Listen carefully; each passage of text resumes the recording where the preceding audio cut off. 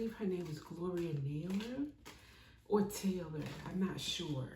But there was a song from maybe the 70s or 80s and called I Will Survive. And no, not I will survive. As long as I know how to love, I know I'll stay alive. I got all my life to live, and I got all my love to give, and I'll survive.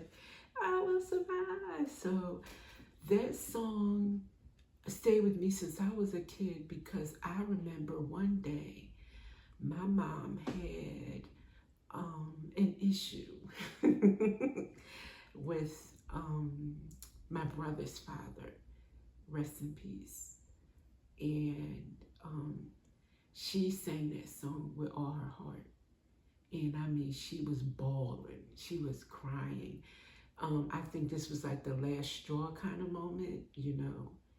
And I think there was like a financial situation where he had the upper hand and she didn't know how she was going to make ends meet. But you could feel the energy, you could feel her determination that, yeah, I don't care what it takes, I am going to do. And she did. Hats off to her as a single mother. She did what she had to do. And very resourceful and intelligent woman. And so that song, every time I heard it over the years, I remember that moment. I don't even think she knew that it marked me in that way, but it did. Now, on the flip side, the person she was irate with, I have a different, so I don't know what this message is going to be about. Survival, walking away and being strong, you know, especially as a female single parent or what have you.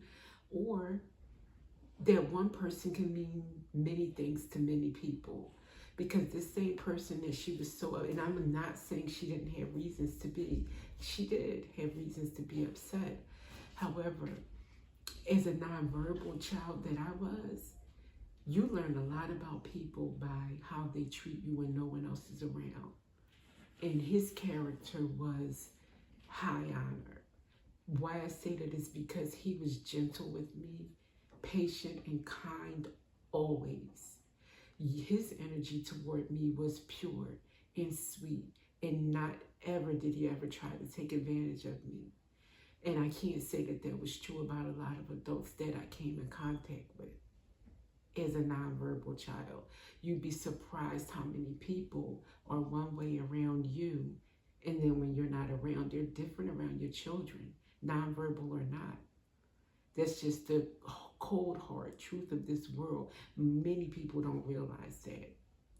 So I will always remember him and be grateful to the kindness he showed me, and the fact that he was a good role model for my brother.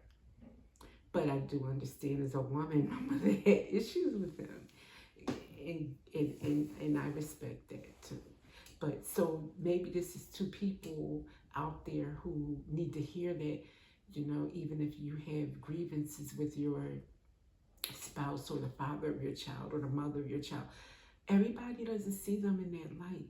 And it doesn't mean that they're pure evil. Maybe, not that you intentionally bring this out of them, but maybe they behave this way around you for whatever reason. You two just do that to each other. You know, you rub each other the wrong way. There's too many memories, too many resentments, too many triggers. But that doesn't make that person 100% bona fide awful. Okay? So with that, Holy Spirit, which deck should I go with first?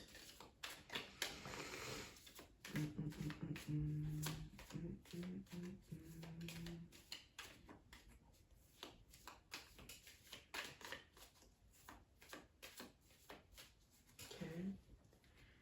Panther Oracle.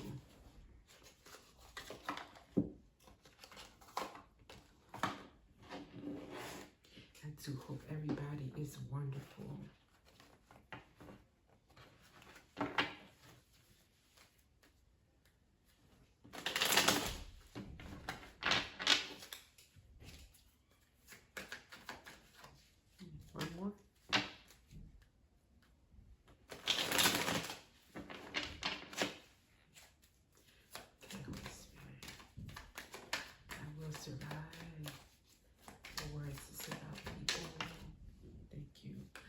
loneliness came out first. Okay. Disappointment or isolation. Okay.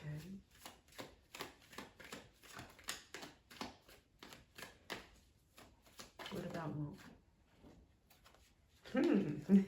Okay, where's this going? Luck, fortune, jackpot, reward. So somebody hit the jackpot but still lonely, disappointed. Oh, or someone's disappointed that someone else hit the jackpot. Okay, let's see. And then you have accident and goal. Okay, the goal is for an accident to happen.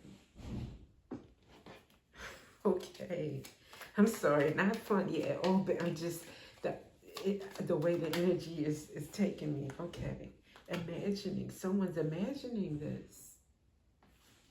Wow. They're strategizing it. Holy cow. But justice, or they think this is justice. We'll see. I'm going to put it in the new line. But we'll see if that's part of the strategy that they think. If justice is that aid is going to come to help someone.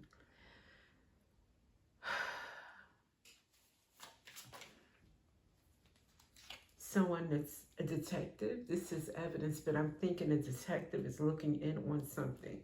That's part of the justice. Yeah, it does say here too, detection, investigation, yes.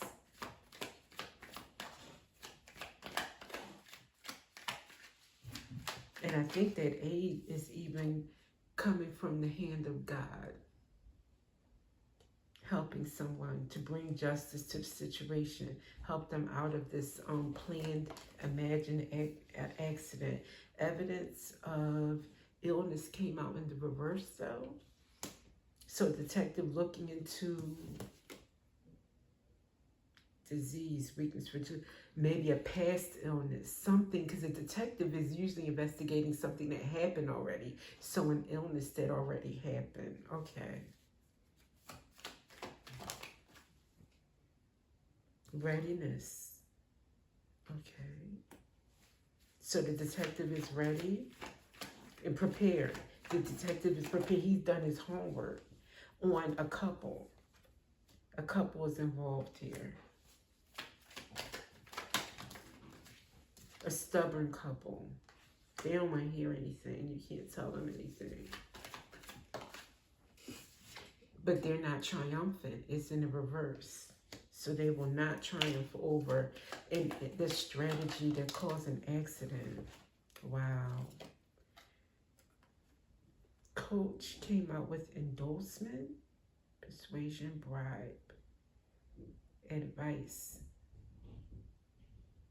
Knowledge or advice about a bribe. They didn't win to coach someone to bribe, to try to get somebody to take a bribe.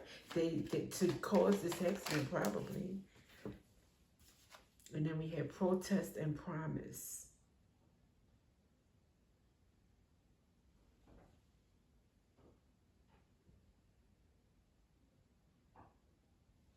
Inadequacy, sue, attention. In an uproar about a promise, or they're committed to being in an uproar together. That's what I'm thinking this is saying. Together they committed to this uproar, this causing problems. They're protesting this luck, this jackpot, this fortune. And then you have pray, religion, natural disaster. Oh, wow. They're praying for a natural disaster.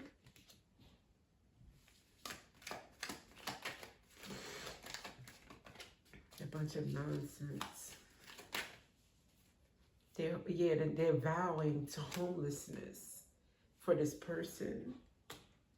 So, okay, without further ado, it's plain, you know, this couple doesn't want someone to have some kind of reward or fortune, but it looks to me it's none of their business. I mean, and not only that, they wicked. They have very wicked energy. They need to, I don't know, the divine, hey, the hand of God. I was just about to say, only God can deal with a situation like this. I feel that yucky energy, and God will handle that.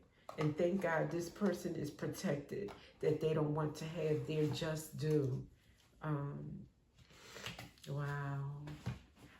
Let me get some more on this. Or what else do you want us to know?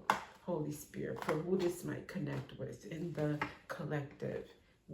What else should they know?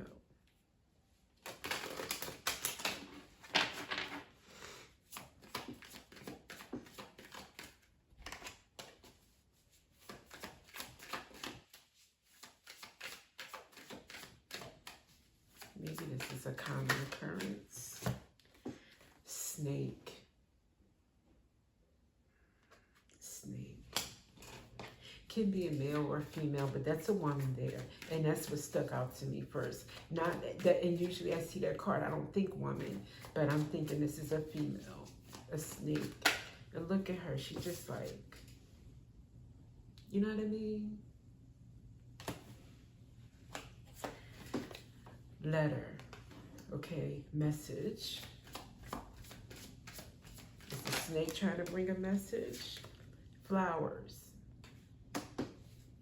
Or a message of flowers, and this snake knows about a message about you getting your flowers is key.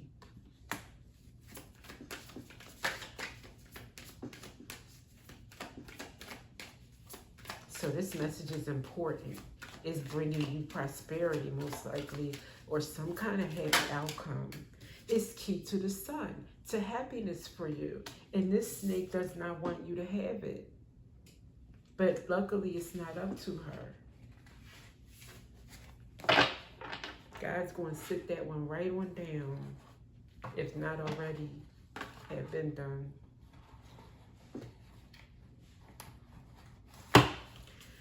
Okay, Holy Spirit, let's go to,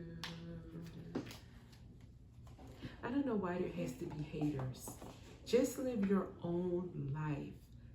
Mind your own business. And let the collective be and be happy.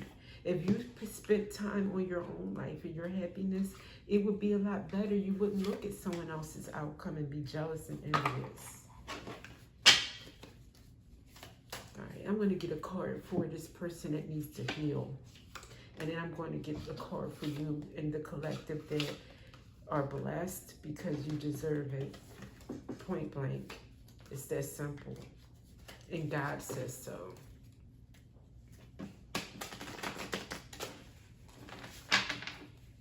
Right.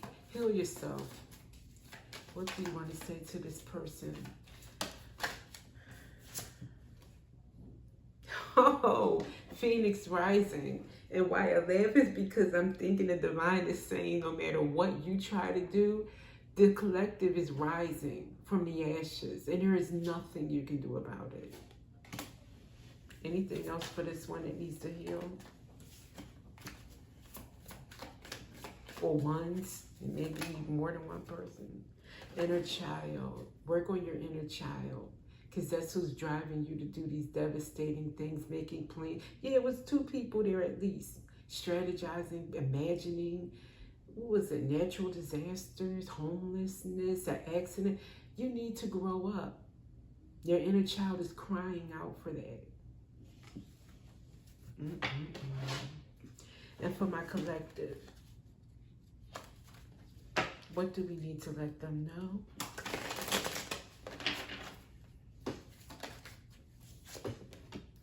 Mirror by the saint of true freedom. Love is what sets me free. I am married to my own soul. Wow. Love is what sets you free. You are married to your own soul. Your male, feminine, your divine masculine, divine feminine parts are united. You are one. That's why you're getting these rewards. Because you have mastered self. You're not out here trying to rob, steal, or cheat anyone. You profess love to everyone. You only want the best for everyone. So you are deserving. And the Most High is going to see that no one interrupts that.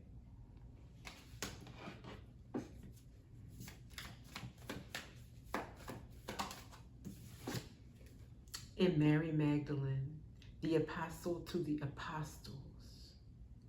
I am the bridge between heaven and earth.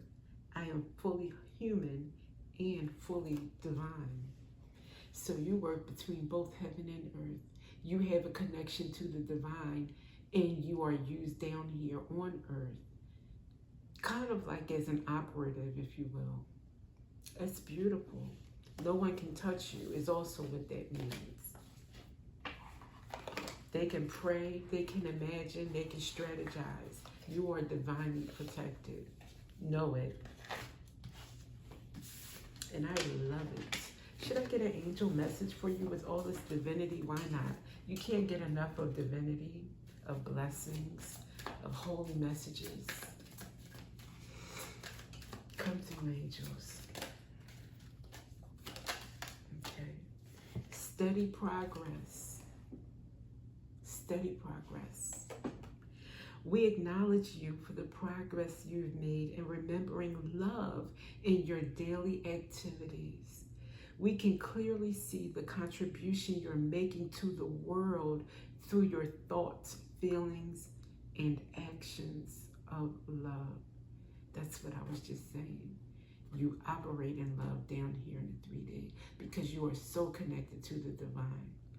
And God is proud of you. God sees you. The angels are proud of you. The angels see you. And you are highly, highly blessed. And no one can stop you. With that, my love, I will see you next time.